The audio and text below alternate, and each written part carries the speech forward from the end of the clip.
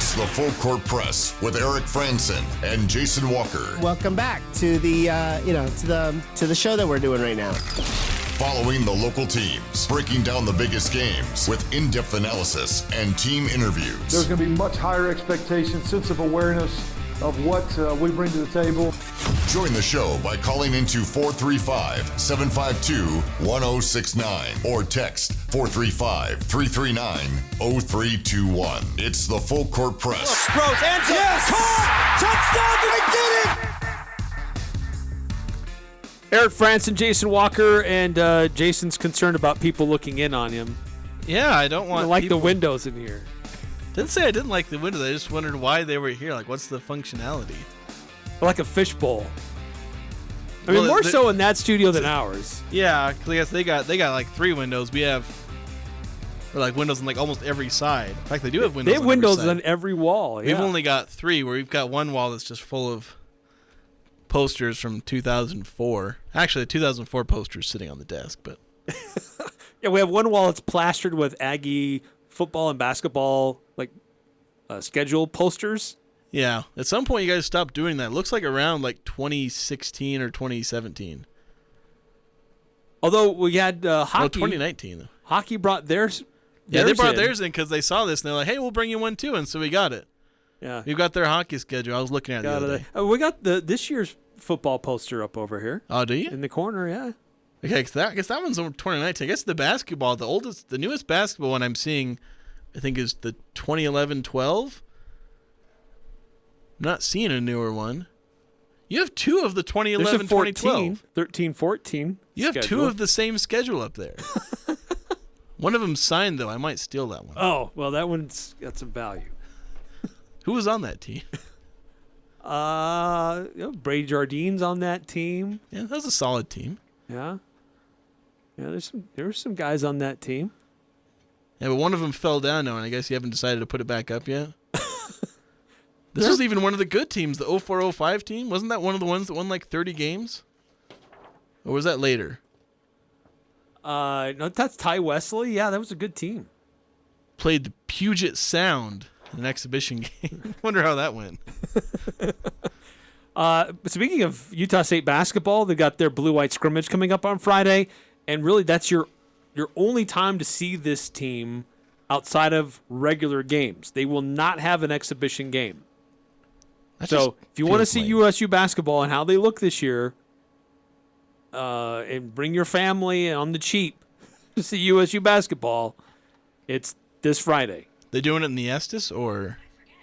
No, they're going to be doing it on the floor in the Spectrum. Yeah.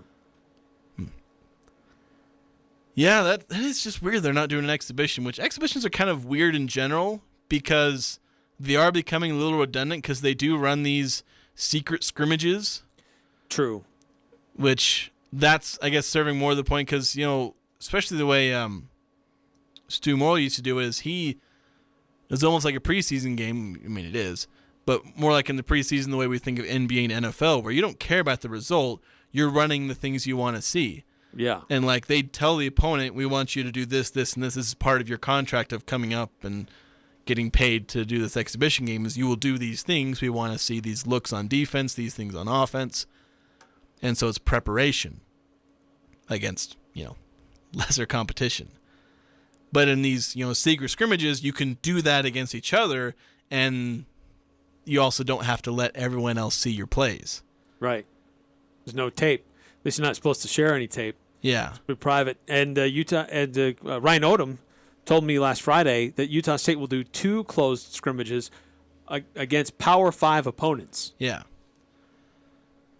So it's a good measuring stick, a good barometer to see really what you have for your basketball team. So they'll obviously get a good idea of who they are. We will not. Although I'm already worried about the basketball team. But we'll have that reserved for another show. Maybe we'll do that after the scrimmage, and I'm going to start doing my dives into – I already did like an initial dive into some of these players when they first got here, but I need to do another one, start working on my preseason coverage. Yeah, because after the show yesterday, you and I were talking about the interview that I did and that I got to observe practice for almost an hour last week. And then I got to thinking, I think I'm remembering a few things wrong with some of the players that he talked to me about. I got to go back and listen to that interview myself. But it'll be a team that will depend on the sum of its parts, I think. Yeah, which is what has me worried. Now, because I didn't see Taylor Funk, because he had an injured foot. Rylan Jones had his, he was in a boot. But there's some talented players, but is there a singular dude on the Utah State basketball team this year? And I don't know. I don't think I could answer that right now. Yeah, the only guy I think could be that is a true freshman. And I don't like relying on true freshmen to be the guy on a Mountain West team. Because guys who are capable of doing that tend not to end up at Utah State. Well, look, Sam Merrill and Kobe McEwen, as freshmen, they were the guys on the teams that year. There was also two of those them. Weren't great, successful teams. Yeah, that's the other thing, is they weren't good. And again, they had each other. Yes. In that sense. That's true. So Utah State's maybe got one. Again, you are talking about one all-time Utah State player, and Kobe McEwen, who probably could have become that if he hadn't left. So it's possible. I think Mason Falslev can be that. It's possible, but I don't like depending on it. Because we've had it basically twice in the last decade. Well, and they've had some time to practice and be together. The scrimmage will be interesting to see what they look like in real game simulated situations. But anyway, little basketball preview there for you. There you go. If you want more, I'd encourage you to go back on our podcast feed and go find the interview that I was able to do with Ryan Odom last Friday. Yeah. There'll be more written content coming. Yes.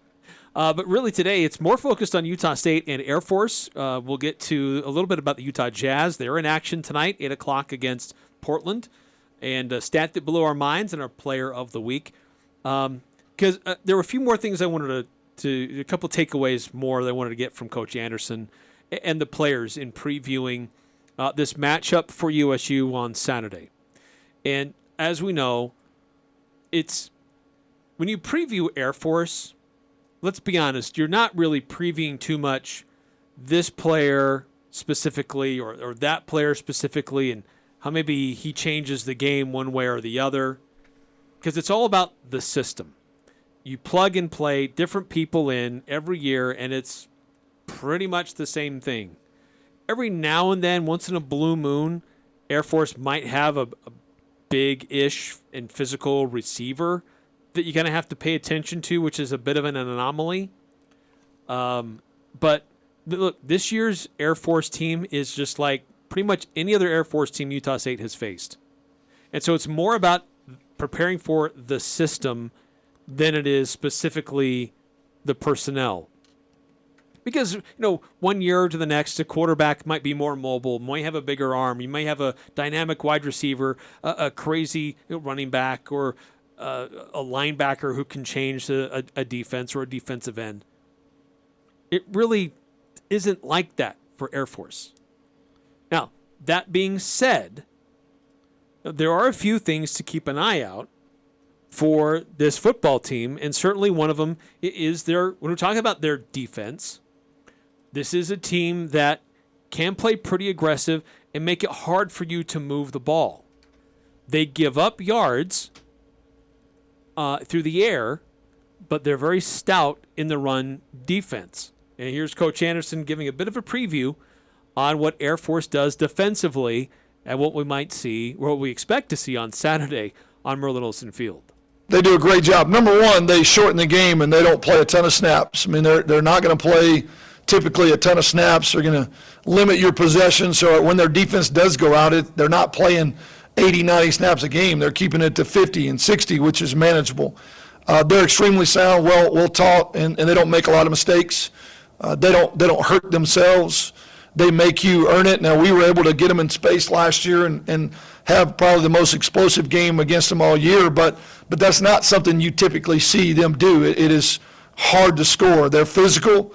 They make you one-dimensional. They stop the run typically on a weekly basis. They are so physical against the run. They force you to put the ball in space, and then I think they rally and defend it well. But I think their formula is shorten the game, play fewer snaps, be more physical than the opponent, and don't make a lot of mistakes, and that tends to be a really good defensive team.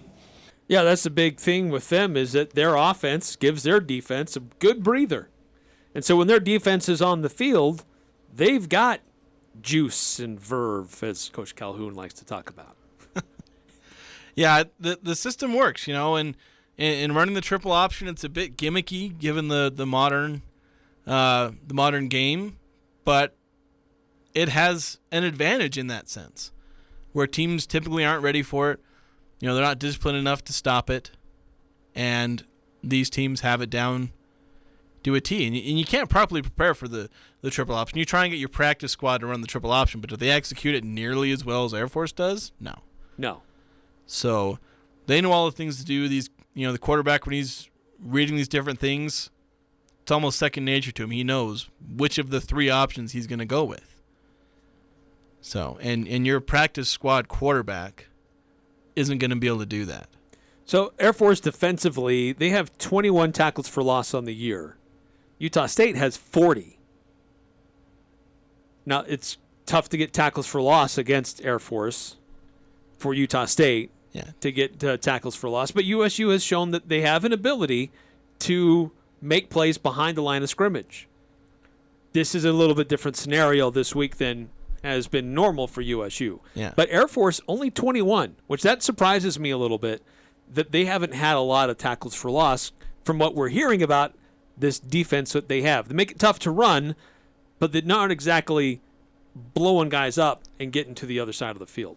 The tricky thing is, though, with Utah State, though, is they're playing an aggressive defense, and if you're too aggressive against triple option, you get burned. Yes, true. Because it's designed to take advantage of over-aggressive defenders.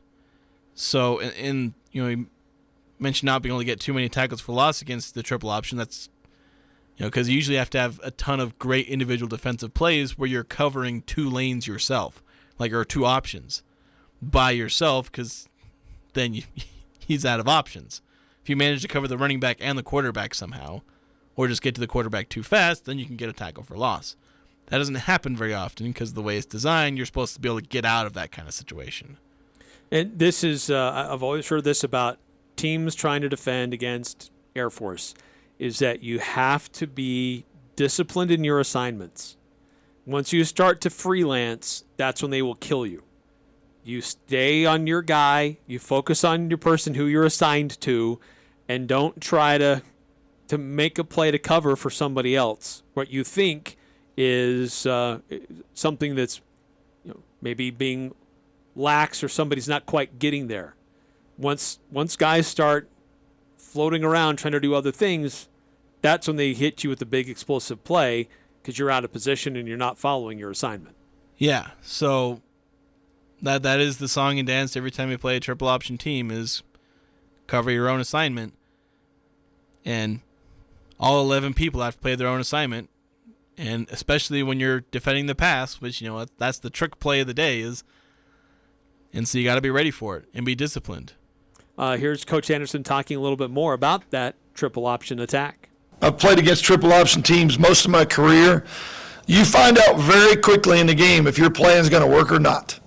And there's games that it's 14-13, it's 13-10. There's games it's 62-58, and it's 45-4. I've been in both of those, and typically defensively you put together a plan, you go in, and if you execute it well and you can really keep it to a low-scoring game, then man, you're excited. There are all those days, and last year was one of them where our plan just wasn't very effective. Whether it was personnel or plan or all the above, they just kind of had our number, and luckily we were able to outscore them. I've been in them in every way possible. What's this week going to look like? I have no idea, and we won't find out till midway in the first quarter what our plan looks like. Can we execute it? Can our guys keep the play action pass in front of them? Can we handle, dive quarterback pitch effectively and the counters that come off of it?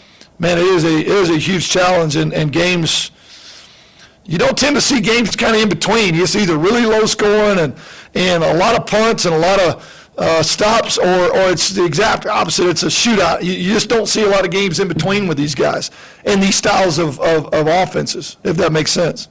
And that's pretty much been Air Force, their story so far this year. They've got 3 games where they scored 40 or more, and then they've had 2 games where they scored like 2 touchdowns. So that's been their story this year in their season so far. Either a lot of scoring or really low scoring. Low scoring game against Wyoming, in which they lost. Low scoring game against Navy, in which they won. Yeah. Would it be 14 points against Wyoming in a loss, 13 against Navy in a victory.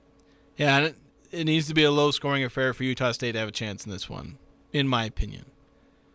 I don't see Utah State's offense putting up 40 points against Air Force.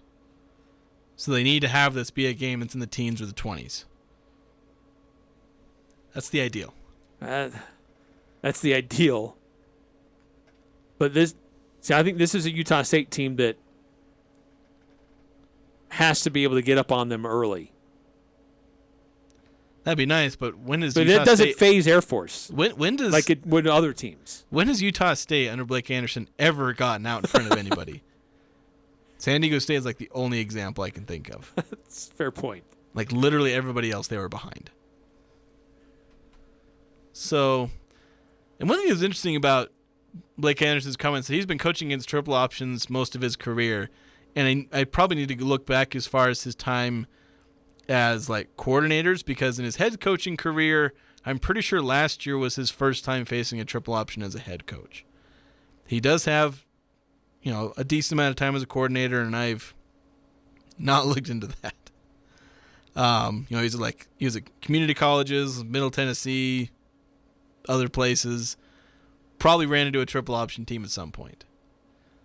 But this is where he's talked about how he's done it most of his career. It's like, well, not the last 10. Yeah, not with a lot regularity like you see here. So, my text line for some reason got bogged down for a minute, so I just realized I've missed quite a few texts. So let's get to those. If you want to weigh in, the text line is open now. It's working. 435-339-0321. 5662. We were talking about targeting earlier because the question about Gervin Hall, if his targeting appeal it went through, or if he'll have to miss the first half of the game on Saturday, and haven't heard. Like, I've reached out now to multiple people at Utah State, and nobody has heard. Now, I haven't reached out to a coach. I don't have a coach's number to text specifically, but people who are close to them have not heard. So it's probably not a good sign, but that the appeal went through. But there's another follow-up to this from 5662. Targeting with intent should be called, and I believe you can judge intent. I'm all for protecting the players. Most other soft targeting calls should be left uncalled. I don't like any play where you're trying to judge intent, because I don't agree that you can judge it. Like, Yeah, I think that's very tricky to determine. When you're tackling, your intent is to tackle a guy. Like, and to me, if you're doing targeting with intent, that would be spearing with the head, I guess. That's the closest you can come to judging intent. And head forward, arms back. Yeah, and to me, it's less intent and just your technique sucks, so you deserve to be penalized for it. Yeah, but if the offensive player starts to crouch to protect the ball in his body, starts to lower his head, but the defender's coming in to make a clean tackle, and the offensive player moves into his space, and then the helmets collide, that shouldn't be targeting. Yeah, like that should be the biggest adjustment to targeting, is if the offensive player lowers his head, no targeting. No suspension or just a 15-yard penalty, whatever. It's just straight up not targeting. That's what it should be. Because the point of targeting is you are targeting the head or neck area. If that's not what you're targeting, it shouldn't be a penalty. Yeah, where is the defensive player headed when he's making the tackle? Yeah. That should be a big key. Let's see, 8798. Let's see, that shouldn't matter. We were having our discussion about We don't throw the running ball. backs. And I was Oh. talking about how Briggs is supposedly not a pass blocker. So that's what that's about. Saying it doesn't matter. We don't pass the We ball, don't so it doesn't pass. matter if Briggs can't, pass protect. But I was saying, I can't remember if I said this on air as we were talking. If you keep the tight end and running back in pass blocking, what does it matter if one of them's 5'6" and can't pass block very well? That's true. 2947. Honest truth is this is going to be an ugly year for Utah State and Jazz basketball. We just have to cover some of the other sports in the Valley that we are good at this season. Oh, you also missed one from 8798. He sent in 2 texts Oh, where he said, we don't have the OC to use the tight end. If wanted to use the tight ends, he'd find a way to use them. He's proved he's incompetent. well, the way that they're using the tight end is in pass block and even as a lead blocker from the run game. Very rarely do we see them in passing situations. Yeah. They are basically fullbacks. But my argument is, well, none of the tight ends except for probably Brock Lane are competent enough in the pass game. Granted, even if they aren't super good, they're not being used anyway. So, Well, as an offensive scheme, you have to at least show that it's part of the package. yeah, at least to give try. the defense something to think about. It's like when, bringing up the UNLV again, where so many times, there were 6 or 7 plays where Utah State has 7 pass blockers against 3 pass rushers.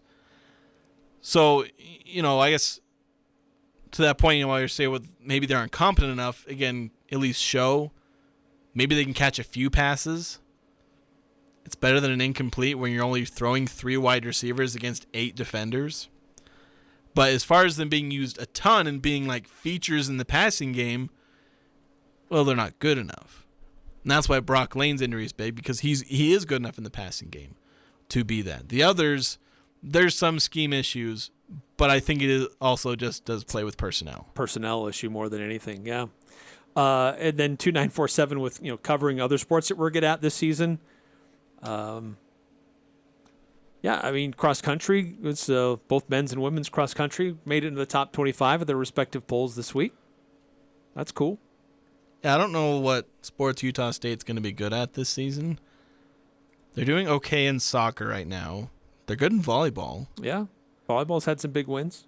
And they'll probably be good in gymnastics. And then, New coach in gymnastics. Yeah. There should be some carryover from what was last year a really good team, even though they are replacing some people, including the coach. Track and field, cross country. I don't know other than that. The others are all probably going to be okay at best, including the basketball teams. Hockey? Oh, hockey, man, hockey, they can be good. Hockey might be good. 5879. This clip's for you. You're a thief and you steal, or you're a vampire that pulls from the juice and the verve and the synergy of the group, or you add to it. I can never play it too much. Yes, you can. It is just so weird. Or you're a vampire that pulls from the juice. Calhoun met with the media today. Unfortunately, that audio wasn't posted until right before we went on the show.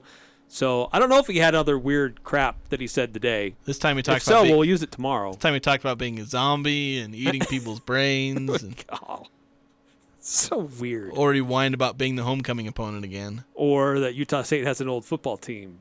Yeah. Or how many other disadvantages he has. Hit with some recruiting violations, by the way. Air Force? Yeah. It was made news last week, right? I think that's right. Yeah. Yeah, they Because can't they were afford- recruiting during the dead period for COVID. Of course, Calhoun would do that. All right. I Another, don't like Troy Calhoun, if you haven't noticed. we're not big fans. Another quick timeout here in the Full Court Press. Love to continue to hear from you. More texts coming through. We'll get to those. 435-339-0321 if you want to weigh in. We'll be back here in about 3.5 minutes. But Mountain West Motor, they've got a selection of trucks and SUVs that have been specially customized for your next adventure. So whether that's hauling trailers, hauling kids, roaming in the mountains.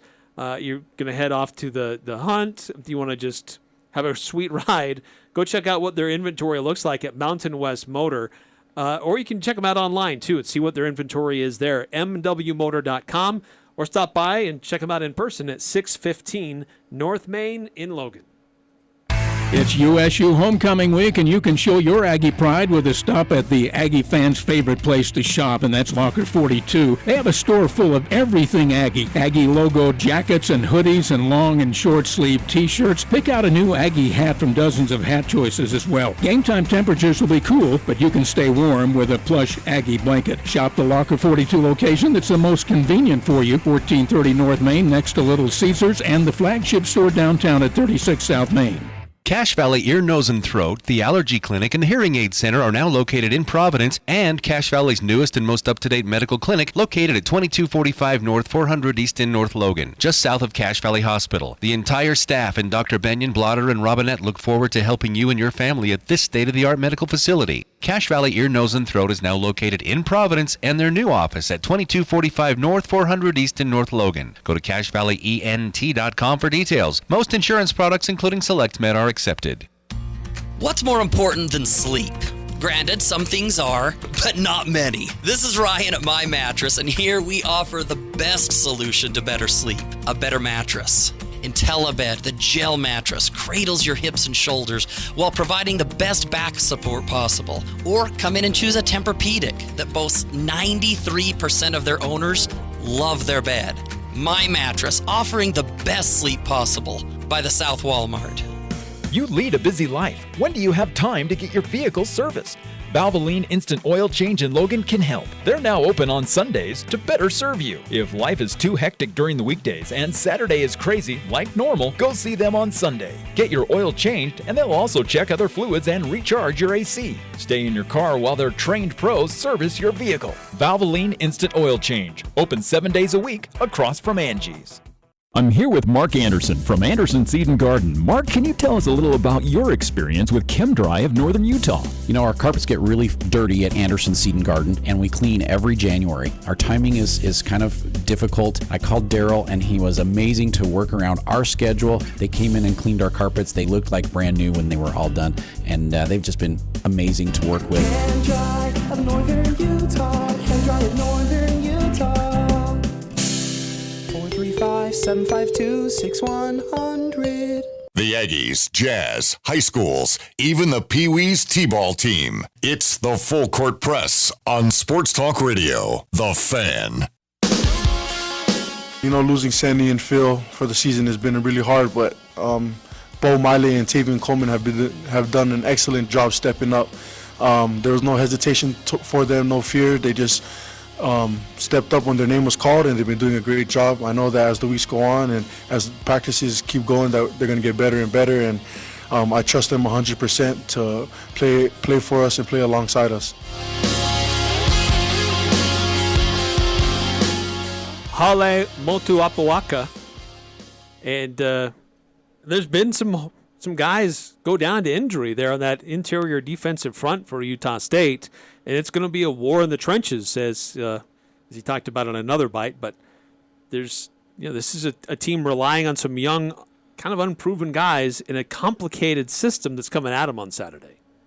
Yeah, and they lost two guys in the defensive line for the season. One of them was already like a redshirt freshman, who's actually like leading the team to the interior D-line in snaps, partly because of injuries, because Hawley's missed some time, and they'd already had one guy go down to injury. So now they have to rely on guys even further down the depth chart. So it's getting trickier on that interior defensive line, where when we talked about them being deep on the D-line, well, that depth is being tested pretty hard right now. Yeah, yes.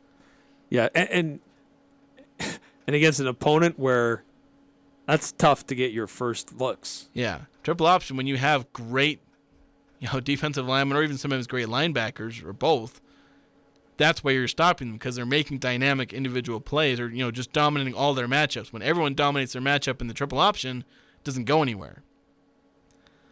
So one or two great individual players in a defense doesn't stop the triple option.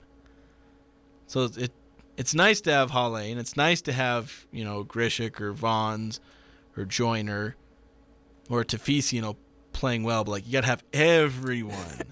Yeah, right. Everybody has to be on point on Saturday. A lot of these guys are young, inexperienced, or not necessarily elite. That's not a good combination. That's rough. 6865 texting in. The Fan is way better than KSL Sports Talk Radio. # Real Talk. Well, they never talk about Utah State, so of course. Thank you, 6865. Appreciate the love. 5879, I'm dying laughing. It's from the Troy Calhoun soundbite from last. I don't know. I got to remember when that was originally. I think it's from 2 years ago. Did the Aggies play him 2 years ago? Yeah, they play him every year. I guess that's true. They did play him 2 years ago. I couldn't remember if COVID, they didn't play or whatever. No, they played him. All right, 4781. Jazz aren't going to suck. Let's see them play in the first 2 months and then judge. I'll bet Eric and Jason a pie to the face that the Jazz finish with a better record than the Cavs this year. I'd take that bet. What flavor do you like your pie, 4781? So you're going to eat it. Someone listens to the Dan Patrick Show. So do I, though. So look, Cavaliers have 3 likely All-Stars. Utah probably doesn't have 1. They have 0. They have 0 All-Stars. That's how many All-Stars they have. Yeah. So, and this is kind of like a take I saw on Twitter. It was like 4 days ago. I'm surprised why it showed up in my feed today, but it was saying if the Jazz started Conley, Sexton, Beasley, Markkanen, and Olynyk, it'd be the number 1 offense in the NBA. And it's just like, oh my gosh. That's the kind of, thing that I've been warning against. I've been trying to pull back against some of this stuff where people are starting to hype up what is a bad basketball team and saying, oh, look, Markkanen, he scored 40 points in Euroball. Okay, he's going to score 17 a game in the NBA as a featured member of the offense at best. And they're saying, oh, look how good these guys are. And I'm like, okay, there's going to be some fun things. I think this offense can do some fun things. There's a possibility they set the single-game three-point record in franchise history with this team. May not bet that it will happen, but it's possible. Because of the three-point shooting and, the 5-out and some of the guys they have on this team, it's a possibility. But, it is also like when somebody said, the Markkanen, Vanderbilt, Olynyk front court, or maybe it was, it was Fontecchio, Vanderbilt, and Markkanen. Yeah, that's right, because it was before the Olynyk. Yeah, trade. So they're saying that front court would be a problem. And I was like, for who? For the Puget Sound College that Utah State played back in 2004? Seriously, let's not exaggerate to the point where we're thinking this team's going to be, really good. Will they be competent at times? Yes. They're going to have some fun halves. They're going to have some fun games. They can catch some teams off guard. They could beat someone they're not supposed to beat. Because, they're like I said, with the three-point shooting and maybe having a new coach where they maybe pull out some surprises, it could be fun at times. But please do not go out there and say that their lineups are going to be huge problems for people or that they'll have a better record than the Cavs. Please. Don't do that. Granted, it was preseason, and you're running through guys and just trying to see what you have. You're going deep on the roster. But Utah Jazz were down by 1 at half, and then they lose by 30. But here's what Will Hardy said about Utah's first half and what went well for them. Yeah, I think in the first half we had 14 of our 18 makes were assisted. Again, I thought the ball moved around well. We got off 43s. I think in general the shots were okay until about midway through the third quarter, and we got a little bit bogged down offensively. And Toronto, credit to them, they did a great job of taking us out of what we wanted to run. Look, there's a lot of new guys on this team. Yeah. And I get it. I think there's some degree where you may be right. Give this Jazz team some time before we really judge. But time to do what? Suddenly become star players? Okay, understanding the offense and who each other are, understanding your teammates. It's a new coach, and you got new players, and how to execute it. That takes some time to gain some rhythm and understanding. Okay, but there's a point of getting better throughout the season and being a borderline playoff team, which granted I said that earlier when we were talking to Dan Clayton. I was like, this is borderline playoff team, and I've had to completely disabuse that notion from my own head because I was wrong. I don't know why I said that. Because I actually started thinking about it. But look at the lineup. Like Mike Conley entering his age 35 season. He's not getting any better. And he's going to be injury prone. Colin Sexton is a guy who's coming off a major injury, and he was cast off from a team despite being a 25-point per game scorer or something like that. Beasley's a bench player. Vanderbilt's a bench player. Olynyk's a bench player. Fontecchio is a fringe NBA player to begin with. Clarkson's a bench player. Like, half your team in rotation are bench players, and 5 of them have to start. Like, yes, there's things for us to be excited about, and I am excited about certain aspects of this team. I'm excited to see how the offense works, and I'll ignore the defensive side because that's not going to be good. I'm interested to see how Will Hardy shakes things up in Utah. We see some things we haven't seen before, some fun 5-out offense, maybe some versatility from some of these guys. I'm excited to see some of that, and then I'm excited to go watch some highlights of some college players and international prospects. That's what I'm looking forward to this basketball season. Be excited for the things we can be excited about. They do exist. Please don't pretend that the Jazz are going to be a playoff team or they're going to cause problems for teams and, again, end up with a really good record. They'll win. What's the over-under? 24 games, 25 games now? It's somewhere in that neighborhood. Yeah, that's pretty much spot on where they're going to land. See, I'd take him. I'd go over. I'd take the over. I don't know. I might take the under.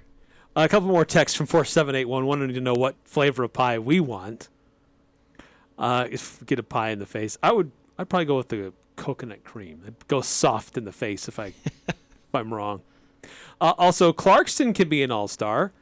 Markkanen scoring 17 plus, Sexton scoring 23 plus, Conley getting 13 is not that bad. Have some faith in your team, guys. And then Eric, you're starting to sound a lot like that Jazz hater named Ajay. And then how far into his career did it take Rudy to even get to the NBA? Give some guys some time. Goodness, bunch of Debbie Downers over here. Okay, how many of these guys have been here a long time in the NBA and far as long as it took Rudy Gobert to get into the NBA? Well, it did take Rudy long to get to the NBA, but it took him a while to become the player he is today, an all-star, an all-defensive guy. He started out his career spending a chunk of his time in the G League. So, yeah, it takes guys some time to adapt to the NBA level. Rudy Gobert was in the G League because his head coach was an idiot. Well, I don't know about that. But he needed time to develop. He had some time to develop, but in his second year, he started 37 games and he was an every night starter by year 3. Didn't take him very long. No. But some guys, it takes a minute to catch up to the speed of the NBA. And who's going to suddenly make an improvement? Is Markkanen in year 6 suddenly going to be a 25-point per game guy? Is Mike Conley, who's now 35, going to suddenly discover a second wind and be a 25-point per game scorer? Who's going to make a random improvement because they haven't been in the NBA long enough? Colin Sexton. I mean, he's coming off a major injury? Well, just based on where his trajectory was before the injury. Yeah. I mean, that's probably your most likely. If he gets back to where he was scoring-wise, that's the best-case scenario, is getting back to his previous scoring level, maybe plus some playmaking. So and the thing is, when you're talking about some of the things 471 brought up, offensively, I don't have too many issues with this team. I've said that's one of the things I'm looking forward to, some excitement. It's the defensive part of the floor where they're going to be awful, and then while these guys are good in places offensively, there's nobody elite offensively. No, then that's totally fair. Sexton is the closest you get, where he's the closest you have to an elite scorer. So again, preseason, take that for what it's worth. But in their game against Toronto, leading scorer was Lauri Markkanen with 20 points. Your leading rebounders, because they were tied, Kelly Olynyk with 6 and Rudy Gay with 6. Leading assist man was Jared Vanderbilt, who had 6 assists, only 2 points. Your leading blocks, your player who led in blocks, Nickeil Alexander-Walker, of all people. You have 1? You had 3. Really? That is interesting. Vanderbilt's an interesting player because him getting 6 assists is actually interesting. 6 assists, 3 rebounds, 2 points, 1 block. Yeah. Vanderbilt's the kind of guy that I'm curious to watch him play, knowing that his stat line is going to look unimpressive, but that he could have an impact on the game despite an unimpressive stat line. I would agree with that. Also, interesting note, Malik Beasley, only 2 of 12. For a guy who said he wants to be an all-star, shooting the ball a lot, but not making shots. He's another Jordan Clarkson. He's that archetype of spark plug scorer. By the way, Clarkson had 7 points, 5 assists, 3 rebounds for the Jazz. I got to take another quick timeout here on the Full Court Press. More of your texts are coming through. We'll get to those. And the stat that blew our minds and our player of the week. Schreiber Foods wants to give a big thanks to the community for your support during their 50-year celebration. Thanks to you, they exceeded their goals for money raised and food donated for the Cash Food Pantry. Over 60,000 boxes of birthday cake mix was donated and thousands of dollars raised, all to help feed hungry families in our community. You also helped set a world record for the largest macaroni and cheese dish ever made, over 4,700 pounds, and it was delicious. In fact, so many people have asked for the recipe that you can now pick up that exact recipe at the Logan Schreiber Foods office, 885 North, 600 West. Local restaurants donated proceeds like Texas Roadhouse, Chick-fil-A, Firehouse Pizza, Los Primos, Sabores, Tandoori Oven, and Cafe Sabor. They also want to thank their dedicated Schreiber Foods employees for all the difference you make in feeding the world and doing good through food. Again, thank you from everyone at Schreiber Foods. They couldn't have done it without you. This is Jarek with Jarek's Fine Jewelry. This October is our 14th year anniversary. So to celebrate, we want to treat you to an anniversary date. Make it a date night on us. Come engagement ring or anniversary ring shopping at Jarek's Fine Jewelry. We have thousands of designs to choose from, including the newest custom designs. With no strings attached and no purchase necessary, we will buy your dinner at Bloom Eatery. The entire month of October, come in ring shopping and Bloom is on us. Make date night special. Make it Jarek's. Hey, it's Jackson with Mountain West Motor. We love the Cache Valley. Thank you for all of your support since we opened in February. Every one of our rigs is built for your adventure. We invite you to stop by at 615 North Main when thinking about a new rig. At Mountain West Motor, we have Ford Broncos, Ram TRXs, but also keep in mind we have great price point rigs starting at $20K. Check our website for current inventory and pricing at mwmotor.com. And for news and events, follow us on Instagram at mwmotor.co. Mountain West Motor, built for your adventure.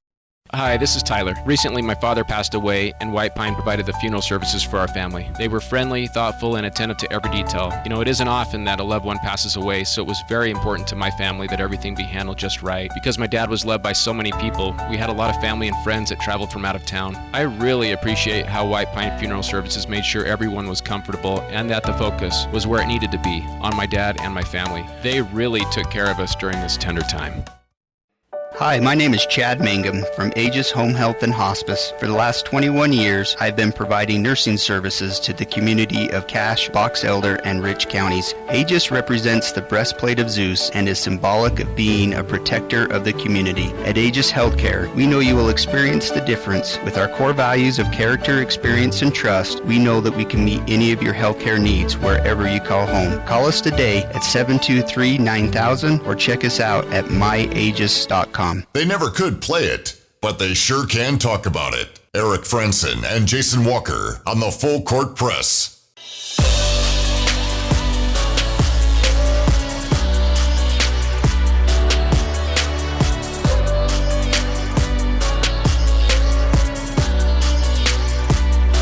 Either you're a thief and you steal, or you're a vampire that pulls from the juice and the verve and the synergy of the group, or you add to it. Welcome back to the Full Court Press. It's October. It's appropriate to talk about vampires, verve and juice, I guess. A couple more texts coming through. 5879. On September 16th, during the Mountain West portion of your show that day, there was another so weird it was awesome Calhoun quote. He went on and on about training with wet and bloated and slippery footballs. All right, I'll go find that. There's a kicker once who trained by kicking waterlogged footballs. That kicker who actually owns the record for the longest field goal kicked in at least a college game, which is also longer than the longest NFL kick.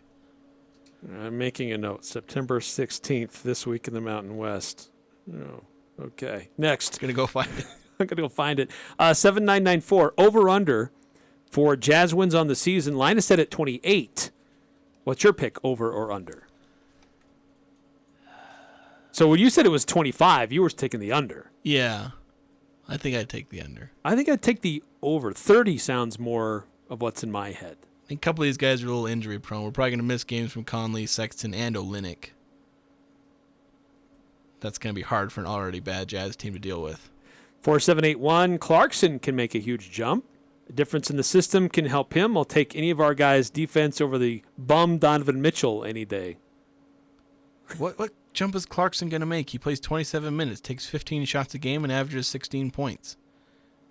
Like the change in system where he takes even more shots off the bench? I think he'll play a similar role on this team as he did in years past. Yeah. At his best, he averaged 18 points. So he could do that, theoretically. Like, what huge jump is he going to make? There's not one there. Like we talked about Justin Bean, he made that, some of his jumps. They were logical because that first jump he made when he kind of moved into the actual lineup, and I think he maybe even to the starting lineup, okay, he was going to do more. So we got more. And then he made the jump from kind of role player to being the lead guy. There was another big jump. There's logic behind here's how he's going to make his big jump. Where's the big jump for any of these players? You have to be able to see it in bigger role or more development or something like that. And there's not any players on the Jazz that really fit that. 7854, Jason needs to back off. Last year's Jazz team had 2 All-Stars and a 6th Man of the Year, got bounced in the first round. Are you ready for that over and over again? Ask me if I'm ready to see what? I don't know if I fully understand the question. Are you ready for that over and over again? Getting bounced in the first round, maybe? They're not going to get bounced in the first round this year. The team clearly had to make some changes. I didn't expect the wholesale changes that we've seen this year. Remember at the end of the year, I said one of three guys will be gone. Donovan Mitchell, Rudy Gobert, or Quinn Snyder. I did not expect all 3 to be gone. I was kind of hoping all 3 would be gone because I was kind of wanting this. Not that I dislike any of those 3 people. I just wanted to see this kind of change. And I know not everybody loves it. Some people really hate the fact that the Jazz aren't going to be good. Some people are in denial over it. But sometimes you got to get worse before it gets better. And honestly, that's how you get out of playoff purgatory. Yeah. And honestly, if you'd ask me, do I think this is going to work and get the Jazz a championship? I'm pessimistic and say the odds are not good that this will work. And that's just how it is. Odds are this rebuild will not work. But you got to try something. I want to see a championship in my lifetime, and I believe this is, it's going to be rough at first, but I think it's an easier path than the one they were on.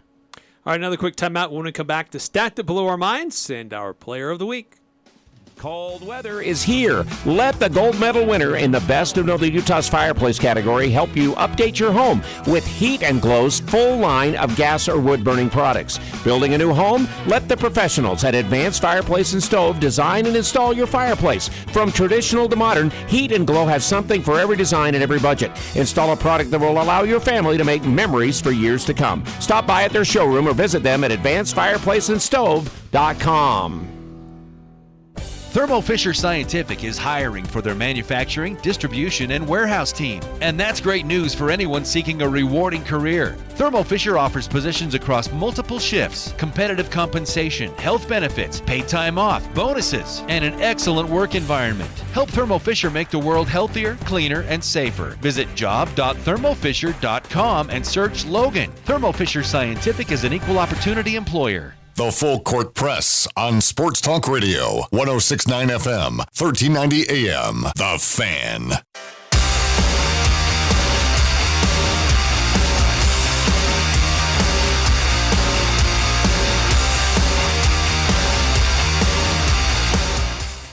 Welcome back to Full Court Press. Eric Franson, Jason Walker. This may be a bit of a one-sided stat and player because I just realized I left it at my desk. Can you remember who it is? I can get my player, but I don't know if I can get my stat. You won't be able to deliver the stat. Oh, I forgot I didn't research I didn't confirm my stat. I was supposed to research and dig into it again. I mean, I can generally speak about what my stat was about. So, let's start with the player. Let's start there. Time to see who the real MVP is. If you have a good game, your game is going to say that. You don't have to say it. Puts a lot of cool things in perspective anytime you're the first time doing something. It's the Full Court Press Player of the Week. Let's go! All right, my Player of the Week. Shout out to Cameron Todd. He was from Utah State cross country. Led the Aggies to a third-place finish out of 46 different teams. In fact, he finished third overall out of 428 runners at the Paul Short Run in Bethlehem, Pennsylvania, just this past weekend. So shout out to USU cross country. Yeah. So my Player of the Week, we had our high school Player of the Week, which went to Brevin Egbert, Skyview running back. My vote went to somebody else, and I actually tweeted about this a few days ago. Titan Mason for Logan. Probably one of the best two-way performances I've seen. He had 122 rushing yards, 4 touchdowns. All of Logan's touchdowns came from him in the 28-14 win. He had 4 receptions for 10 yards. But on defense, he also added 9 tackles. 6 of those were solo. He had 2 tackles for loss, forced a fumble, and had 3 fumble recoveries. So that's nuts. He was a beast on both sides of the field. And I thought it was not to take away from Egbert because, he ran for 211 yards against, the best defense in the region. So there's a reason he won the Player of the Week. But I just wanted to highlight Titan Mason, how well he played this past Friday. He got my vote, too, by the way. Yeah. Of course, you know that. All right, so those are our Players of the Week. What about a stat that blew our minds? Let's take a look at the numbers. It's the stat that blew our minds. He did what? On the Full Court Press. Wow, that blew my mind.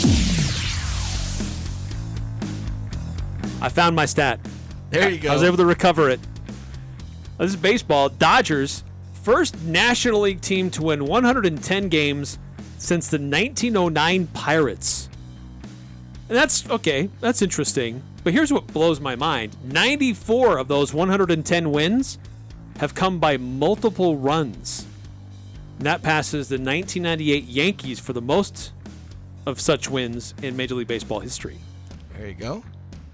So mine is, after this week, the Detroit Lions offense is on pace to score more points than all but one other team in NFL history, and I think it's the 2013 Broncos. The Lions? Yeah, the Lions. Their offense has 140 points this season, I believe.